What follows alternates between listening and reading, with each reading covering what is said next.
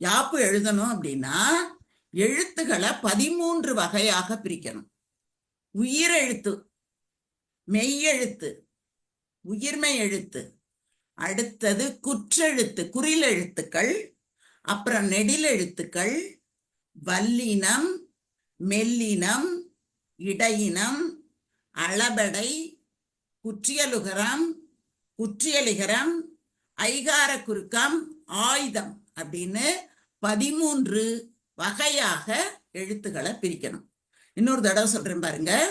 உயிரெழுத்து, மெய்யெழுத்து, உயிர்மை எழுத்து, குறில் எழுத்து, நெடில் எழுத்து, வல்லினம், மெல்லினம், இடையினம், அளபடை, குற்றியலுகரம், குற்றியலிகரம், ஐகார குறுக்கம், ஆயுதம்